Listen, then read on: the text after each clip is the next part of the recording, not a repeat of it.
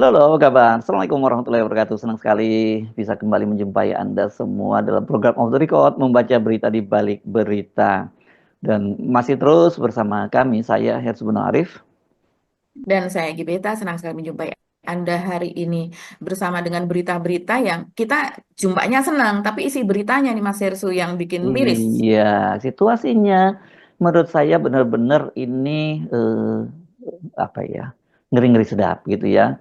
Apa kalau istilahnya Bung Karno, very very koloso ya, situasi yang menyerempet-nyerempet bahaya loh. Situasi Iya. hari ini setidaknya kan ada dua momen yang juga sangat menarik hari ini, akan dimulai retreat di Akmil, tetapi dengan dibayang-bayangi ketidakhadiran kepala daerah dari PDIP yang jumlahnya sangat banyak ya, hampir nggak sampai separuhnya sih, tapi sepertiga lebih lah ya dari jumlah yang ada ya Mbak Agi. Terus mahasiswa ternyata jalan terus ya Mbak, aksi Indonesia gelapnya itu, padahal kemarin kan katanya puncaknya tanggal 20 ya Mbak Agi, dan kemarin juga sudah ditemui oleh Mensesnek Pratikno, Mensesnek Prasetyo, sama aja namanya Pras. Rupanya kalau mau jadi Mensesnek sekarang harus pakai awalan pra gitu ya. Ya, ya, ya, ya. Jadi memang situasi saat ini penuh ketegangan ya. Mm-mm. Walaupun kita mungkin menjalankan situasi sehari-hari, tapi situasi politik ini penuh dengan ketegangan di sana sini.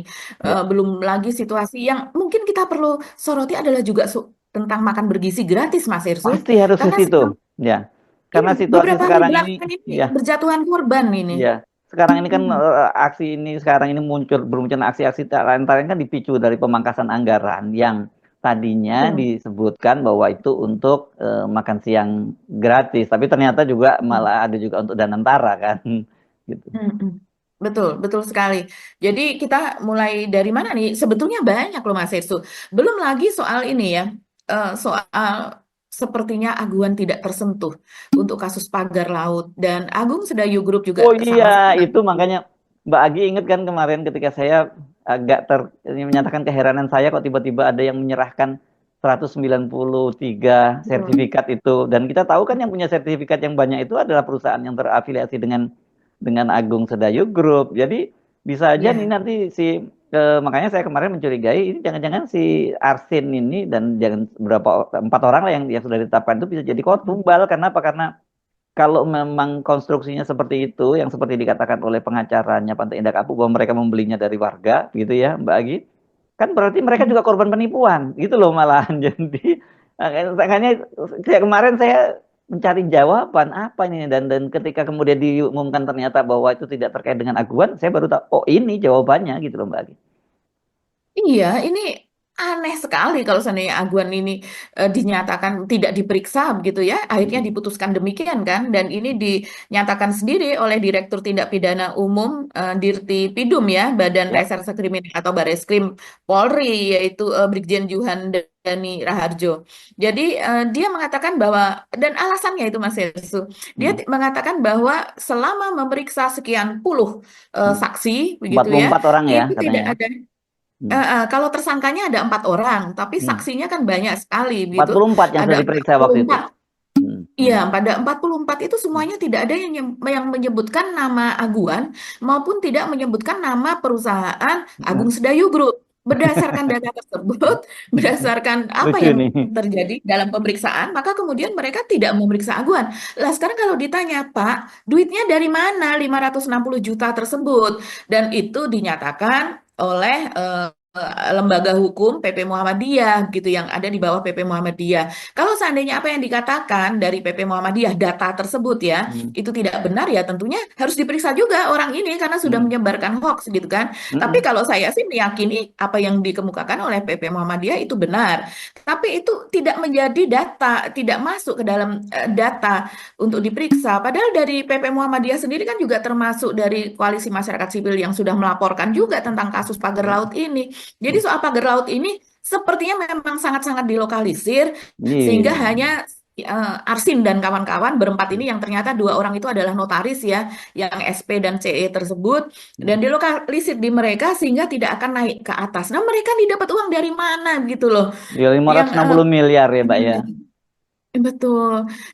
Menteri-menteri kita, pejabat-pejabat kita saja tidak bisa punya uang sebanyak itu apalagi ini seorang kepala desa. desa begitu, dan juga harta kekayaannya yang tidak masuk akal itu juga berarti tidak diperiksa juga begitu, dia mendapatkan dari mana. Sekarang memang dilimpahkan ke Kortas ya, Korps Korps Pemberantasan Korupsi, Tipikor yang ada di bawahnya Polri juga, tapi dia memulai dari awal. Jadi dia memulai dari pemeriksaan, baru kemudian kalau seandainya nanti dalam pemeriksaan ada indikasi, itu kemudian akan dinaikkan ke penyelidikan. Penyelidikan baru nanti ke penyidikan. Ya saya rasa itu bisa menjadi basa-basi saja begitu. Hmm. Ya, oke. Jadi mulai terjawab kayaknya tanda tanya buat kita ya. Masa ada orang tiba-tiba menyerahkan begitu saja untuk minta dibatalkan. Kan aneh banget itu. Tetapi saya kira ini kasus pagar laut ini kendati pun sudah dibatalkan, ini nanti pasti bisa seperti kayak reklamasi di pantai utara Jakarta ya. Jadi pelan-pelan nanti mereka mulai ini lagi menggugat di pengadilan, kemudian di pengadilan dimenangkan. Ya akhirnya semua jalan proyek itu karena memang negara ini betul-betul sudah dikuasai sepenuhnya oleh oligarki ya. Dan kalau kita lihat kan memang di kabinet kita itu sendiri juga sejak zamannya Pak Jokowi bahkan sampai sekarang tuh yang disebut oleh Pak Bang Rizal Ramli sebagai peng-peng itu luar biasa ya antara pengusaha dan penguasa. Ini sebenarnya kan penguasa dan pengusaha ini nggak bisa ketemu Mbak karena ini kan dua hal yang berbeda ya. Penguasa itu sebenarnya amanahnya dia ya melindungi segenap tumpah darah Indonesia, mensejahterakan kehidupan publik, mencerdaskan kehidupan bangsa dan dari mana itu dibiayainya dengan memanfaatkan semua sumber kekayaan alam yang ada di Indonesia itu baik di darat, laut dan udara itu semua dikuasai oleh negara kan gitu. Sementara kalau kalau pengusaha kan dia kalau bisa semuanya dia jual gitu sekarang ini makanya sampai laut pun dia coupling, nanti sebentar lagi udara juga di coupling. Jangan ketawa dulu loh. Nanti one day itu mungkin sangat mungkin terjadi ya semacam itu gitu. Dan ini ketika mereka dalam satu tangan, ya sudah yang terjadi nggak ada nggak tertahan lagi. Mereka kan pengusaha pengennya semua sekarang aturan-aturan yang dibuat di DPR dan sebagainya itu melegalisir semua ambisi mereka untuk mengeruk kekayaan alam Indonesia sebanyak-banyaknya itu yang terjadi sekarang, Mbak. Gitu. Ya, dan ini kasus seperti ini nih kalau dibiarkan saja nih, ini nanti akan menjadi yang kemarin saya tanyakan Mas Hersu ya, Hmm. jurisprudensi di Hmm. tempat lain. Karena ternyata pagar laut ini tidak hanya di sini, ada di Bekasi, Hmm. ada di Riau, ada di Sulawesi, ada di Hmm. Surabaya, Hmm. ada di Jawa Tengah, ada.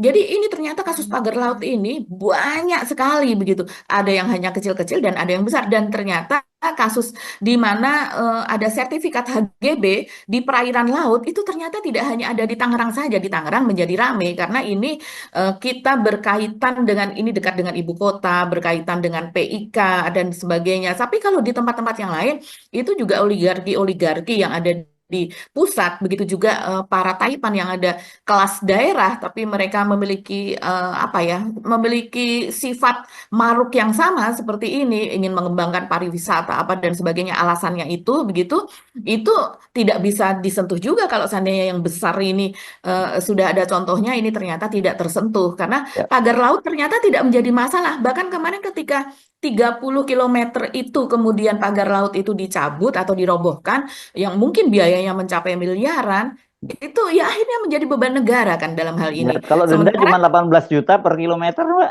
Gitu. iya, luar biasa sekali. Hmm. Apalagi kejaksaan sudah mengatakan bahwa mereka sudah menarik diri dari kasus ini dan sekarang Hmm. dari Barreskrim mengatakan kalau kasus untuk pagar laut dan sebagainya itu bukan wewenang mereka, bukan menjadi apa ya wilayah hukum dari Hmm. Polri, tapi adalah dari KKP. Sementara KKP-nya ketika itu ditanya wartawan, loh sekarang sekarang udah bukan pagar laut lagi, tapi kan Tapi udah soal beralih ke LPG. apa gas ya ketika itu. Iya. Dan sejak awal Aduh, aduh menterinya serem juga banget. sejak awal menterinya juga meyakini bahwa itu yang membuat pagar itu nelayan, swadaya dari nelayan kan sejak awal menterinya ngomong seperti itu. Jadi memang kelihatan sekali lah kasus ini ya mau seperti apapun itu kita sudah bisa menduga semacam itu. Tapi, nah ini penting ini kita kaitkan dengan situasi saat ini yang Ya. kemarahan masyarakat Mhm. rakyat yang luar biasa itu makanya saya bilang ini situasinya ngeri loh ya yang kita sebut tadi. Oke, kita Ngeri. kita Ya. lanjutin ya nanti nanti juga ada kita pasti bahas juga soal keracunan di makan siang gratis di mana banyak terjadi lagi, Ya. Mbak. Itu kan juga Mhm. mengkhawatirkan karena Satu, Iya. kasus ini sudah banyak pro kontra ya soal makan siang gratis ini ya. Kalau tadinya banyak yang mendukung kan sekarang udah mulai muncul suara-suara menentang makan siang gratis itu dan malah Hmm. seperti di Papua di sana yang kita bayangkan Iya. mungkin dibayangkan oleh Jakarta hidupnya miskin kekurangan makan malah mereka bilang kita nggak butuh makan siang gratis yang kita butuhkan pendidikan gratis dan dia juga menunjukkan ada seorang emak-emak saya lihat di video yang beredar di media sosial dia menunjukkan ada ubi jalar yang sangat gede begitu ya. Dan saya teringat itu peristiwa dulu yang berapa tahun lalu ketika Menko Kesranya Pak Abu Rizal Bakri, eranya Pak SBY ya, yang ada Hmm. kelaparan di Yahukimo. Karena ketika kata Pak Abu Rizal Bakri, nggak mungkin orang di sana itu bisa kelaparan. Kenapa? Karena itu tadi memang di sana ubi jalarnya itu gede-gede dan orang di sana itu memang makannya ubi jalar dan juga sagu. Kecuali kalau mereka dipaksa makan beras, makan nasi, iya karena memang pertanian apa sawah itu perlu Hmm. bukan tradisi mereka deh itu dan di sana juga Iya. effortnya luar biasa. Jadi ya, memang banyak yang salah kelola dan ini kalau kita balik ke makan siang gratis itu sekarang udah mulai banyak yang menentang dan apalagi kalau ada keracunan begini ini bisa dieksploitasi oleh mereka-mereka yang tidak setuju dengan program makan siang gratis kan mereka dapat senjata jadinya kan gitu Mbak Agi. Iya, kalau kita melihat kecenderungannya belakangan ini dalam satu pekan ini saja, misalnya Mas Mm-mm. Hersu ya, kisru soal makan bergizi gratis ini kemudian banyak yang mempelesetkan menjadi makan beracun gratis. Aduh, ini ngeri. Serem kan. Saya melihatnya jadi serem gitu. Dan saya cari kenapa orang mempelesetkan sampai sekejam itu begitu ya. Mm-mm. Tapi ternyata memang belakangan ini, taruhlah mulai dari hari Selasa kemarin ya Mas Hersu. Jadi mulai dari ya tanggal 17, 18, 19 begitu, 20 bahkan juga hari ini itu juga beritanya tetap ada begitu saya lihat juga di Kompas. Ini di berbagai daerah memang terjadi masalah besar dengan makan makan bergizi gratis. Ini saya lihat apa ini pangkal masalahnya begitu. Karena ketidaksiapan, karena SOP yang tidak dijalankan atau bagaimana? Contoh misalnya ya Mas Hersu, ini apa yang terjadi di Empat Lawang. Empat Lawang ini adalah sebuah kabupaten di sebuah Sumatera kabupaten Selatan di ya. Sumatera Selatan. Ya, di tebing tinggi lah ya. Ya, dan di sana ini ada 8 siswa di SD Empat Lawang itu di daerah sana yang keracunan dan kemudian itu terjadi selesai menyantap MBG. Jadi makan bergizi gratis. Jadi kalau kita menduga-duga sepertinya ya kalau 8 orang dan kemudian dia ada di lokasi yang sama, mereka ini anak-anak ini habis memakan menu MBG begitu ya. Dan kemudian mereka keracunan ya sepertinya penyebabnya ya itu gitu walaupun sekarang masih dengan apa makanannya dibawa ke laboratorium dan sebagainya. Tapi kemudian beredar Mas Hersu saya lihat saya cari di media sosial mana ini pernyataan apa warga gitu saya lihat di X di mana-mana kan menyebutkan bahwa ternyata memang di makanan tersebut ada belatung. Jadi di piring atau apa ya namanya itu seng-seng itu ya Mas Ersu aluminium yang menjadi tempat makan anak-anak itu ternyata banyak belatung di antara makanan tersebut. Dan saya ketemu ini salah satu videonya yang sekarang menjadi ramai Mas Ersu. Coba kita lihat videonya ya. Untuk hari ini Selasa tanggal 18 di SD 8 Tebing Tinggi untuk paket makan bergizi gratis itu terdapat ulat, ada beberapa terdapat ulat. Ini nah. Banyak nih. Selamat siang Komandan, mohon izin melaporkan untuk makan bergizi gratis. Mohon izin Komandan, emang banyak ini Komandan, bukan satu atau dua saja, ini satu contohnya ulat dan terus ini di pepaya juga ada nih Komandan, satu dua banyak Komandan. Ini nah. Banyak nih. Selamat siang Komandan, mohon izin melaporkan.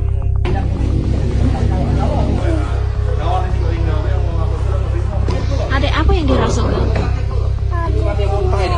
Mual, mual, muntah apa tadi? Muntah. Setelah makan atau sebelum makan? Tadi tuh belum dengar pengumuman aku sama kawan itu udah makan ikannya. Jadi apa yang dirasukan sekarang? Sekarang apa yang dirasukan? Sakit perut. Pakai perut.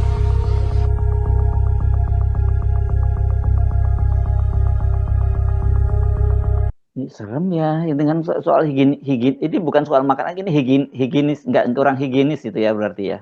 penanganannya ya. Betul, betul.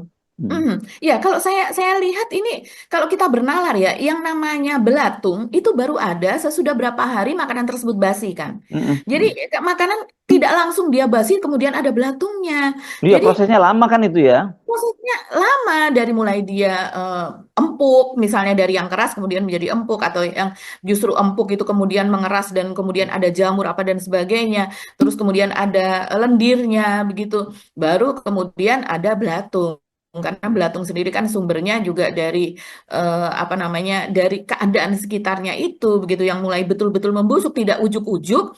Di sini kan dikatakan misalnya malamnya itu baru dimasak, tapi ternyata besoknya ketika dihidangkan kepada malamnya atau pagi harinya lah, maksudnya ya, pada hari yang sama itu dimasak, kemudian dihidangkan kepada siswa dan ternyata berbelatung.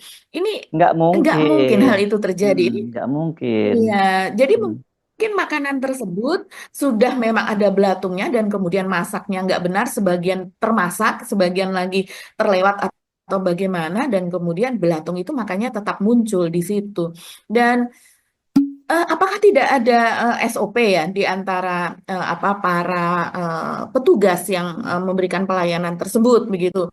Ini investasi kita kan, anak-anak ini investasi negara, makanya diberikan makanan bergizi gratis supaya mereka menjadi apa namanya, orang-orang yang tangguh siap untuk memimpin Indonesia. Tapi ternyata cara pelaksanaannya ini yang di mana-mana terlihat tidak, apa ya Mas Hersu, apa namanya, SOP, standar operation prosedurnya itu apakah ada? Kalau pun ada, kenapa tidak ditaati? Sementara pada pertengahan Januari lalu, itu juga terjadi hal yang sama. Itu puluhan yang keracunan ada di Sukoharjo kalau tidak salah, di Hmm. Jawa Tengah. Itu ada sekitar 40 siswa yang keracunan, dan Kepala Badan Gizi Nasional, yaitu Dadan Hindayana, menyatakan bahwa akan melibatkan BPOM gitu ya. Hmm. Dan kemudian juga akan menetapkan SOP yang ketat apa dan sebagainya. Tapi kenyataannya ini baru satu loh yang kita omongkan. Masih ada yang di Pandeglang, masih ada yang di Purworejo, masih ada yang di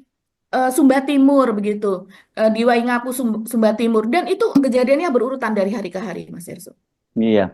Ya, saya lagi membayangkan kenapa ini nggak didesentralisasi saja ya pelaksanaannya. Misalnya ya Mbak, ini kan karena dampaknya kan karena dia perlu apa tempat lahan yang besar untuk dapur umumnya dan sebagainya begitu. Itu kan belum sampai distribusinya dan sebagainya, dan itu semua kan sebenarnya menambah cost juga gitu ya, yang dipastikan akan mengurangi kualitas dari makanan. Saya sih sempat nonton ya sebuah video itu di India bagaimana praktek pelaksanaan makan gratis itu. Ternyata sekolah-sekolah itu merekrut tukang masak, Mbak. Jadi dan itu kemudian ada diawasi juga oleh komite sekolah. Jadi yang nggak terlampau distribusinya nggak banyak ya yang dimasak hari itu, bisa aja kan misalnya kalau untuk makan siang paginya mereka belanja dan langsung dimasak, dan kemudian nggak terlalu banyak kan kalau satu sekolah. Tetap banyak tapi nggak segede seperti yang sekarang ini kan, packagingnya segala macam itu sampai ya kalau yang sekarang ini kan gede-gede banget. Tapi kalau per sekolah katakanlah mahasiswa lagi murid satu sekolah itu berapa ratus orang begitu, cukup gede tapi masih bisa masuk akal ditangani sendiri di sekolah masing-masing gitu loh. Itu jauh, dan kemudian malah itu menunjukkan tenaga tenaga kerja di situ, dan kemudian bisa mengandalkan makanan-makanan dari hasil petani atau warga setempat kan, itu justru malah lebih bermanfaat gitu loh. Ini kalau memang mau dilakukan dengan jangan terulang lagi seperti itu sampai ada yang belatungnya dan sebagainya. Kalau belatung itu nggak sehari dua hari tuh Mbak, ya kan gitu ya. Gimana itu caranya, proses masaknya dan sebagainya gitu. Ini jadi banyak catatan-catatan tentang makan siang bergizi gratis itu, yang saya kira pemerintah meskipun itu adalah andalan dari presiden, program andalan dari Pak Prabowo, juga nggak perlu defensif gitu ya, karena Ya. sebenarnya orang melakukan kritik itu bukan untuk nyinyir atau jelek-jelekin atau nyari gara-gara, enggak, justru pengen sebenarnya itu menjadi hal yang lebih bagus gitu. Kalau memang ada persoalan di program itu ya dievaluasi bersama-sama. Jadi dengan melibatkan publik seluas mungkin. Yang nyinyir itu saya kira ada, satu dua ada. Tapi secara umum ketika itu kemudian berkaitan dengan anak-anak kita, dengan masa depan bangsa, semua orang concern kok terhadap soal itu kan gitu. Iya, betul sekali ya Mas Hersu. Jadi kalau yang kita katakan nyinyir ya siapa yang tidak marah sebagai orang Hmm. tua kalau seandainya anaknya sampai keracunan begitu kan. Kalau memang belum siap ya jangan dilaksanakan dulu.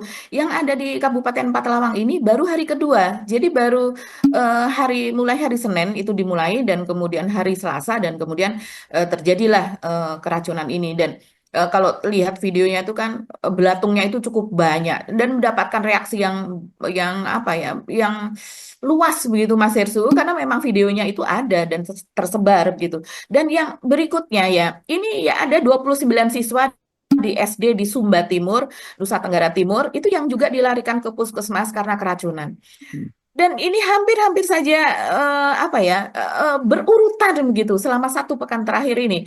Ini coba saya bacakan ya. Sebanyak 29 siswa sekolah dasar SD Katolik Andaluri, Kecamatan Kota Waingapu, Kabupaten Sumba Timur, NTT, dilarikan ke puskesmas setelah mengalami gejala mual, muntah, pusing, dan sakit perut usai menyantap makanan dari program MBG pada hari Selasa 18 Februari kemarin.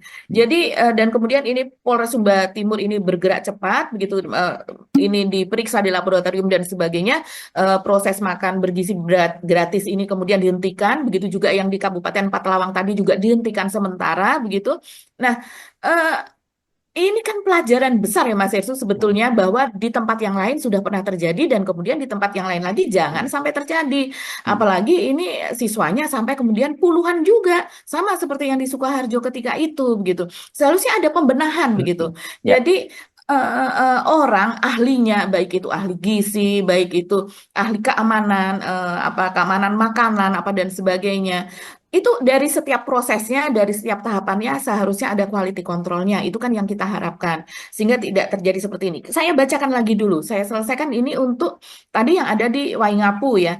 Kemudian yang berikutnya itu ada di Pandeglang. Ini tidak kalah dahsyatnya. Di Pandeglang itu ada 28 siswa itu yang diduga keracunan makanan MBG ini juga. Dan ini cukup ramai sampai hari ini pun Kompas masih menurunkan beritanya begitu Mas Hersu dan apa yang terjadi di sana, 1 orang itu yang lumayan kritis, anak, jadi kemudian dibawa ke puskesmas, sementara yang lainnya itu berangsur-angsur begitu dengan pengobatan mulai pulih. Dan di sini SD-nya terjadi di SDN Alaswangi 2, Kecamatan Menes, Kabupaten Pandeglang, Banten. Ini yang berikutnya. Sama prosesnya, mereka ini mengalami perut mual, diare, apa dan sebagainya. Dan yang berikutnya insiden juga itu ada di Purworejo. Di Purworejo ini bahkan kejadiannya mereka tidak sampai keracunan, tapi prosesnya sehingga pihak sekolah mengetahui bagaimana makanan tersebut sudah tidak layak, yaitu ketika makanan itu sudah sampai di sekolah, karena setiap tempat pelayanan atau dapur itu kan membuat sekitar 3.000 sampai 3.500 makanan begitu ya, paks begitu Mas Hersu. Nah, jadi ini terdistribusi di banyak sekolah. Nah, ketika makanan tersebut sudah sampai di sekolah-sekolah, baru kemudian pihak dapur itu menelpon pihak guru yang ada di sekolah dan mengatakan, tolong sayur buncisnya itu jangan dimakan karena itu sudah basi. Ini baru diketahui kemudian dan kemudian baru gurunya memberitahu ke anak-anak bahwa sayur buncisnya itu sudah basi jangan dimakan. Tapi sebagian anak sudah terlanjur makan, tapi alhamdulillah mereka tidak mengalami proses keracunan seperti di tempat lain. Hanya di sini kalau kita melihat kronologisnya dari pihak dapur menelpon memberitahu. Artinya mungkin biasanya kalau di tempat catering kan memang tidak habis ya, makanan itu tidak habis terbagi, masih ada sisa yang kemudian barangkali kalau menurut pemikiran saya baru diketahui oleh pihak dapur bahwa loh ini kok sudah basi begitu sehingga kemudian dia menelpon. Nah, guru pun baru mengetahui itu basi, artinya guru juga tidak mengecek di lokasi, Ya, dia ya, tidak ya, ya. melihat begitu. Ini gimana SOP-nya kok tidak? Harusnya ada standar apa namanya? Ada standar prosedurnya yang harus mereka lewati, tapi diabaikan begitu. Ya. Oke, kita bisa pindah ke topik yang lain ya, Mbak Agi ya. Oke, oke. Ya, kemana kita mau obrolin ini soal soal ini juga rame. Yang hari ini paling rame tentu saja berkaitan dengan soal ini ya. Ada yang tadi saya sebut ada demo mahasiswa yang terus berlanjut dan kemudian juga soal PDIP yang tidak di retreat. Tapi nanti karena kita tapingnya kan siang ini nanti ya, tapi kita mungkin belum akan daftar lengkapnya ya karena kalau kita simak pernyataan dari Wakil Menteri Dalam Negeri Bima Arya itu mereka akan dapat data lengkapnya nanti tanggal pukul 3 gitu ya. Siap Betul. mudah-mudahan kita nanti masih bisa mengupdate ini ya soal infonya berapa yang tidak hadir Tidak hadir. di sana. Kalau enggak nanti Anda bisa nonton di channel-channel lain di Forum News Network ya yang membahas soal ini juga. Tapi yang jelas bahwa ini menarik karena eh, kan selama ini dicitrakan bahwa hubungan antara Pak Prabowo dengan Ibu Megawati itu baik-baik saja dan memang ketika mereka ini terganjalnya karena Pak Jokowi begitu ya. Tapi kita bisa kemudian menduga-duga apakah memang ini situasinya sudah berubah sepenuhnya bahwa kemudian Pak Prabowo itu ya pasca pernyataannya yang hidup Jokowi di Sentul kemarin itu mengubah segalanya bahwa ya artinya dia sepenuhnya tunduk pada Pak Jokowi begitu karena kan dalam kasus misalnya Hasto ini saya selalu senang mengingatkan publik untuk memisahkan antara peristiwa pidananya dengan peristiwa politiknya. Peristiwa pidananya betul itu ada peristiwa pidana seperti dijelaskan oleh Ketua KPK Setio Budianto ya ada persoalan penyuapan dan ada persoalan obstruction of justice. Tetapi dalam kasus ini menjadi tanda tanya kenapa kasusnya Hasto itu yang jadi prioritas. Jadi kan kasusnya cuma 600 dalam tanda petik 600 juta begitu ya Mbak Agi ya. Dan ini begitu mereka dilantik, mereka ini kan diambil sumpahnya oleh Presiden tanggal 16 Desember, tanggal 23-nya mereka sudah langsung gelar perkara dan sepakat menaikkan jadi status menjadi penyidikan dan kemudian tanggal 24-nya diumumkan sebagai tersangka gitu. Tapi kalau mereka akan jawabkan ini sebenarnya kasus lama sejak tahun 2020. Yes, oke, setuju kita seperti itu. Tapi bagaimana dengan kasus-kasus lain yang juga sebenarnya jauh lebih prioritas? Katakanlah kasus keluarganya Jokowi, misalnya yang sudah dilaporkan oleh Ubaidillah Badrun, itu nilainya gede banget itu dan soal itu gratifikasinya kan juga apalagi itu menyangkut keluarga presiden itu kan jauh lebih serius begitu. Kenapa itu nggak segera diproses? Ya, harusnya itu yang menjadi prioritas. Dan dari situ aja kan kita bisa membandingkan ya memang ada persoalan bahwa yang ini karena sekarang PDIP jadi lawan politiknya dari Pak Jokowi gitu. Oke, kalau ini dengan dikontraskan dengan Pak Jokowi, tapi kok kita bandingkan dengan kasus yang sama-sama di PDIP juga, kasus bansos, ya korupsi bansos, itu kan nilainya jauh lebih gede ketimbang 600 juta dan KPK sudah memeriksa loh prosesnya itu sampai penggeledahan di rumah politisi PDIP Herman Heri kan sudah diperiksa begitu ya. Kenapa kasus itu kenapa kasusnya Hasto yang diambil? Kenapa tidak itu yang kalau memang PDI yang diincar? Tapi kan kita tahu bahwa kemungkinan ini banyak dugaan-dugaan. Tentu ini kita mesti menempatkan ya dalam praduga tidak bersalah. Tapi nama Mbak Puan kan ada di situ ya yang disebutkan itu dalam yang disebut Madam Bansos dan sebagainya begitu ya. Dan tapi kalau kita lihat kan posisinya beda antara Mbak Puan dengan Hasto. Mbak Puan itu sangat kompromis dengan Jokowi kan gitu. Sementara Hasto itu sangat keras terus gitu. Nah, kenapa kok yang diambil juga Hasto? Dan kedua, soal posisi Hasto sebagai sekjen.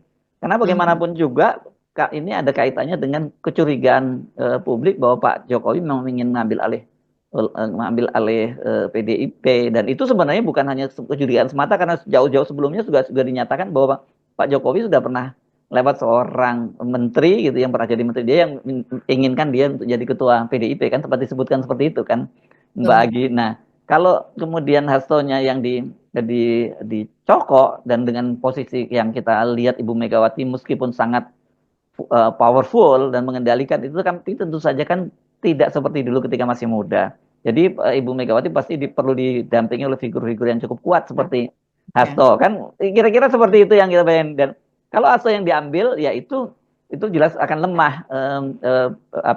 PDIP. Bisa aja kemudian diupayakan katakanlah nggak diambil alih dari Ibu Megawati posisi ketua umumnya, tapi sekjennya diisi oleh orang yang mungkin lebih pro pada Pak Jokowi kan jadi analisisnya sampai ke situ gitu loh Mbak Agi.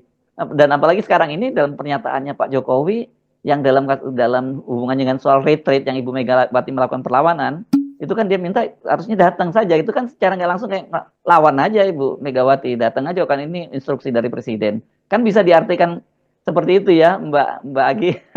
Tetapi Ibu Megawati juga ternyata tahu, makanya diputuskan enggak, tidak ada PLT ketika Hasto ditahan. Semua di bawah kendali Ibu Megawati. Nah, ini kan menarik ini, makanya saya bilang situasinya diam-diam tegang juga bersamaan dengan yang tadi unjuk rasa Indonesia Gelap itu berlanjut walaupun sudah ditemui oleh Mensesnek gitu. Pesan Ketua Umum kepada seluruh kader dan simpatisan PDI Perjuangan dari Sabang sampai ke Merauke. 1. PDI Perjuangan sudah terbiasa menghadapi tekanan, tetapi tetap kami punya napas yang panjang. 2. Jaringan PDI Perjuangan diminta tetap tenang, tetap bersiap siaga untuk menghadapi situasi yang terburuk. 3. Sehubungan dengan itu, Ketua Umum mengambil alih komando dan tidak menunjuk PLT Sekjen. Terima kasih. Ya, ini memang saat-saat menegangkan ya saat ini, karena ini yang dihadapi adalah partai politik terbesar begitu. Dan instruksi ini yang jelas sangat tampak adalah kepada para kepala daerah dari PDIP yang terpilih yang seharusnya mengikuti retret begitu. Tapi instruksi yang sekarang tidak nampak kan instruksi kepada anggota-anggota DPR juga yang terpilih. Jadi saya rasa instruksi Ibu Mega itu yang terlihat kan memang kepada para kepala daerah terpilih yang Ya, seharusnya jangan dilihat hanya kepala daerahnya ya, tapi harus betul. dilihat bahwa posisi PDIP di DPR RI yang kursinya terbanyak itu ya. Jadi Ada berapa bagaimana tuh Mas Eksu ya? 100 Pak eh, Eksu? 110 ya, dan ini turun ya kan, 110. kalau sebelumnya 128 PDIP itu kan, Hmm. kemudian Pak Jokowi berhasil menggembosi sesuai dengan janjinya, itu ada 18 kursi, signifikan loh, itu bisa Hmm. satu dapil, satu lebih Ya. dong, bisa 2 dapil tuh 18 kursi yang Hmm. hilang itu di sana. Ya, jadi kita bisa melihat nanti perlawanan ini bisa dilakukan lewat eksekutif begitu ya. Yes. Bagaimana caranya? Ya antara lain ada program dari atas, kemudian mereka membuat program sendiri. Mereka ini dipilih langsung oleh rakyat, jadi sangat tervalidasi begitu mereka Ya. untuk menjadi pemimpin di daerah masing-masing. Mereka membuat program sendiri yang lebih populis apa dan sebagainya begitu. Seperti misalnya yang ada di Jawa Timur, Wali Kota Surabaya itu mengalihkan dana yang tadinya akan dibuat makan bergizi gratis sebagai bantuan dari Pemda begitu ya. Sekarang ini kan sudah jelas akan dialihkan untuk infrastruktur, yaitu untuk pemeliharaan infrastruktur, membangun infrastruktur, dan biarkan MBG itu ya memang dari dana MBG murni begitu ya. Itu bisa saja dilakukan di tempat Ya. lain Tapi seperti ini itu. kan tergantung di daerah ya. Kalau kayak daerah-daerah yang cukup, kalau kayak Surabaya mungkin APBD pendapatan asli daerahnya kan besar lah, sama seperti Jakarta ya. Di Ya. daerah lain ya kepala-kepala daerah itu memang sangat bergantung pada transfer dana dari pusat gitu ya. Saya Betul. kira mungkin kalau untuk perlawanan dari kepala daerah ini akan sangat mengganggu, tetapi tidak cukup maksimal karena ketergantungan dari pemerintah daerah kepada pemerintah pusat berkaitan dengan dana transfer, alokasi dana untuk daerah itu. Tapi yang sangat signifikan yang di DPR itu pasti yang DPR. sangat signifikan. Betul. Jadi sebenarnya justru kita akan ini sangat menarik adalah bagaimana caranya Pak Prabowo menghadapi ini. Karena kan begini, yang kita kembali lagi ke kasus setelah Pak Prabowo itu menyatakan teriakan Jokowi itu kan, Pak Prabowo itu secara politik itu rugi banget. Karena sekarang ini misalnya tadinya demo-demo di jalanan, terus suara-suara koalisi masyarakat sipil itu adili Jokowi, sekarang kan jadi berubah jadi lawan Prabowo. Kan itu yang terjadi sekarang, akibatnya mereka lihat loh, kalau Pak Prabowo sikapnya semacam itu, kita percuma dong teriak adili Jokowi, nggak mungkin terjadi selama Pak Prabowo masih menyatakan seperti itu, yang dia menghamba gitu ya, tunduk dan patuh pada Pak Jokowi. Jadi sebenarnya ini dalam kasus ini sebenarnya yang dirugikan banyak adalah Pak Prabowo. Pak Jokowi sih senang-senang aja lihat situasi sekarang ini gitu. Iya, walaupun Pak Jokowi ini juga sempat diledek sih oleh Koni ya, Koni Rahakundini ini.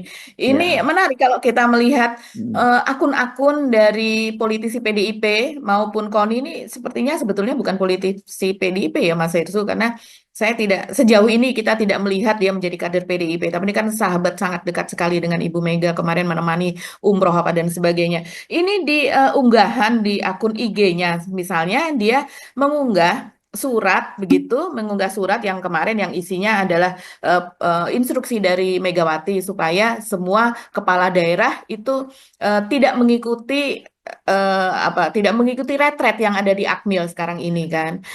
Bahkan kita lihat seperti Pramono Anung yang sudah eh, yang barang-barangnya, bajunya dan sebagainya, perlengkapannya sudah ada di Magelang, begitu dia sendiri mengatakan begitu, jadi dia tinggal jalan saja. Ini ternyata juga tidak bisa berangkat ke sana karena mematuhi instruksi dari Ibu Mega. Begitu juga dengan Masinton misalnya ya dari Sulawesi Tengah kalau tidak salah, dia juga memutuskan tidak jadi pergi ke sana. Tapi dari PDIP sendiri ada 177 kader yang terpilih menjadi kepala daerah. Saya tidak tahu apakah Kalau saya semuanya. baca sebenarnya nggak sampai ya, saya detailnya saya 177 itu. Misalnya itu yang di daftarnya di Kompas ya, yang Mbak Giel, angka Ya, 177 betul. ya.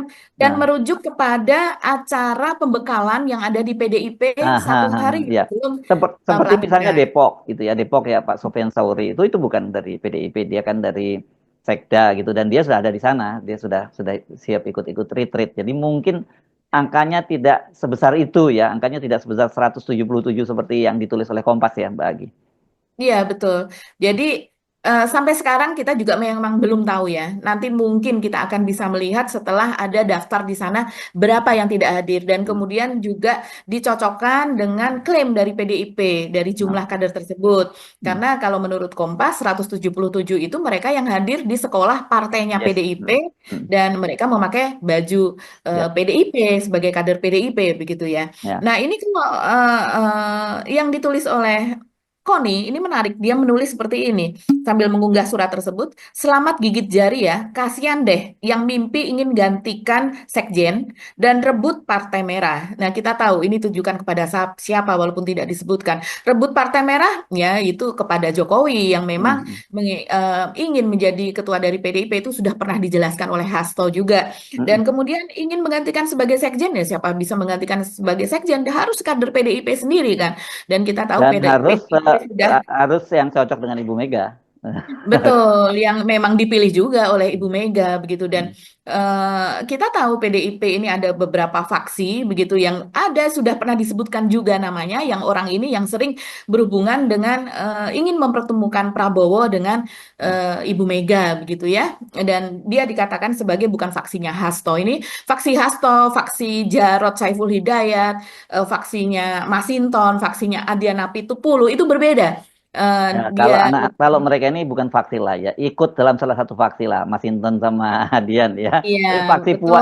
Puan, nah itu saya kira itu Nah, faksi Puan itu di faksi yang berbeda lah. Ya, faksi Puan, faksi Iya. Prananda, nah itu Nah, yang menarik ini itu. tadi adalah faksinya Prananda. Puan berbeda faksi dengan mereka ini begitu dan yang menginginkan menjadi sekjen disebut sebagai salah satu yang berada di faksinya Puan gitu. Jadi yang lebih kolaboratif begitulah ya, yang kompromis oke, lah betul. gitu ya. Kepada Jokowi dan juga kepada Prabowo.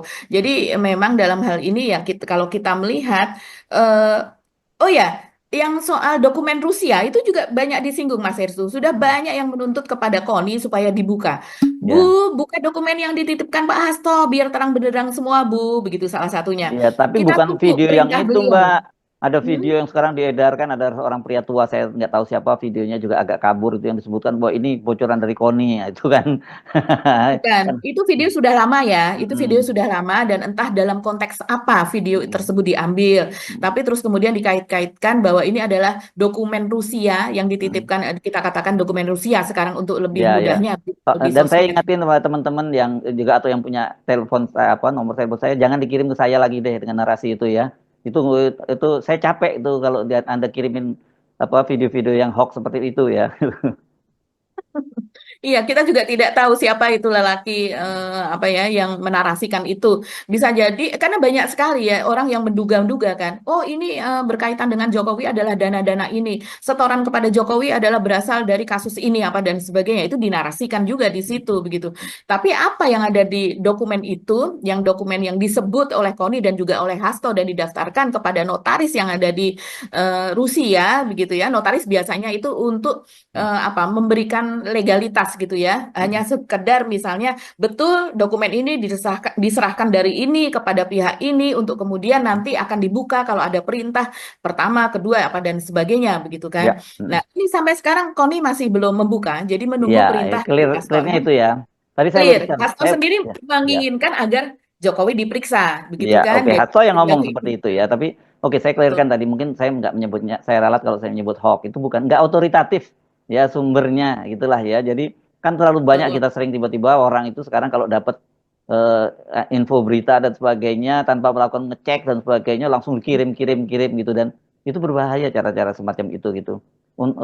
Ya, bukan mungkin untung orang seperti kita ini kan media ya Mbak ya, setiap kali kita wartawan, jadi setiap kali ada berita-berita semacam itu kita nggak pernah langsung share, kita pasti akan lakukan verifikasi dulu baru kita share gitu. Jadi please yang seperti itu nggak ada manfaatnya sebenarnya, Anda mengirim-ngirim berita semacam itu dan nyebar berita-berita semacam itu, yang malah ada terjadi nanti disinformasi, karena bukan berarti hoax tapi bisa aja kan konteksnya berbeda gitu loh. Ya. Iya, iya. Dan kembali lagi ya tadi kepada soal kader PDIP atau orang-orang PDIP yang sekarang ada di DPR, Mas Hersu. Ini sekedar telaah yang akan ke depan gitu. Ini kan sekarang Prabowo sedang dirubung masalah gitu. Dan Yes. tanggal 24 nanti pada 24 hari Senin kalau tidak salah ya, itu akan diumumkan siapa yang akan menjadi komander begitu, yang mengomandoi Danantara. Danantara ini jumlahnya uangnya luar biasa sekali, hampir apa ya, kekayaan Indonesia begitu yang ada di BUMN itu semuanya, hampir semuanya itu masuk ke sana karena memang BUMN besar. Dan kemudian kita tahu ini bisa ada adalah salah satunya karena adanya revisi Undang-Undang BUMN begitu kan, dan ini baru saja diundangkan pada awal Februari. Nah, eh, selama ini kalau kita melihat PDIP ya, tidak terlalu banyak bicara lah soal ini. Nah, apakah nanti sesudah ada kejadian ini mereka akan tajam kepada hal ini? Kita tahu penolakan terhadap Danantara ini luar biasa karena itu Yes. bukan duit adem ya. Itu kita masih banyak utang, kita masih apa namanya? Kita masih defisit anggaran, kemudian masih banyak program yang harus dibiayai apa dan sebagainya. Tapi ternyata mengambil uang tersebut, begitu uang hasil keuntungan dari BUMN dan juga aset-aset BUMN apa dan sebagainya dipertaruhkan untuk Danantara tersebut. Mungkin Ya, kita ya, nanti itu membahas kan dengan detail analoginya soal ini. sama dengan kayak kita sebenarnya lagi butuh makan, hari itu nggak ada makanan tapi kita memaksakan diri untuk nabung gede gitu ya Mbak Agi ya. Betul. Dan Mhm. atau investasi lah menyebutnya. Kalau nabung mungkin masih duitnya utuh. Kalau investasi kan bisa gambling, bisa aja itu Iya, duitnya bisa belum tentu. bisa boncos dan sebagainya. Dan kemudian Betul. saya jujur aja sampai sekarang tuh masih bertanya-tanya dari mana itu Pak Erick Thohir bisa menjanjikan bahwa tahun 2025 ini nantinya ada dividen dari BUMN itu sampai 300 triliun. Padahal sebelumnya tahun yang lalu sebelumnya rata-rata paling 80 triliunan lebih. Ini melompat sangat tinggi di saat banyak sekali persoalan BUMN yang dirundung persoalan yang banyak karena babak belur kemarin di penugasan-penugasan untuk infrastruktur. Terakhir saya baca ini Iya. beritanya Wika diambang krisis gitu ya, karena Oke. ya, mereka nggak bisa bayar utang. Jadi saya masih mikir, dan kemudian Pak Prabowo kan kata Pak mengambil 200 dari 300 triliun itu, diambil 200 untuk Danantara itu. Mesti dicek lagi ya. Saya menyarankan ke timnya Pak Prabowo untuk ngecek lagi benar dari mana itu ya. Dividen sampai 300 triliun itu apa bisa dalam waktu sebentar kemudian disulap begitu, keuntungannya bisa sangat tinggi seperti itu. Iya, makanya kalau kita melihat Erick Thohir ini sebagai orangnya Jokowi, belakangan kita melihat sebagai orangnya Prabowo, begitu kan? Karena ya untuk penyisiran saja Erick Thohir salah satunya yang terlibat kan Mas Heru, untuk penyisiran anggaran mana yang bisa di-cut, mana yang tidak, bahkan transfer ke daerah di-cut 50% dan sebagainya. Dalam hal ini kita mendengar Sri Mulyani malah tidak terlalu terlibat dalam hal tersebut, tapi Erick Yes. Thohir begitu. Karena memang untuk menggolkan Danantara ini kita nanti melihat hari Senin siapakah yang ditunjuk begitu sebagai, karena semuanya wewenangnya ada di Prabowo berdasarkan undang-undang BUMN tersebut dan juga yang menyangkut Danantara ini wewenangnya ada di Prabowo, Yes. menunjuk ini, nunjuk ini, nunjuk ini begitu. Ya. Dan kemudian juga ada klausul di mana mereka menjadi badan pelaksana dari Danantara ini tidak bisa dituntut, tidak bisa dihukum kalau seandainya terjadi kesalahan investasi begitu. Dan kita tahu kesalahan investasi itu kan sudah banyak terjadi di BUMN begitu Mas. Kesalahan investasi di apa namanya di perusahaan-perusahaan asuransi yang kita tahu yang versus seperti Jiwasraya apa dan sebagainya itu boncos habis-habisan. Oke. Jadi ya kita lihat, let's see begitu ya. Nanti hari Yes. Senin akan ada pengumuman itu dan di mana posisi PDIP nanti. Yes, oke, baik Bagi. Sampai ketemu lagi kita insya Allah besok. Kami mohon pamit. Saya Subhan Arif. Dan saya Beta, terima kasih atas perhatian Anda. Tetap salam akal waras. Salam akal sehat. Wassalamualaikum warahmatullahi wabarakatuh. Waalaikumsalam warahmatullahi wabarakatuh.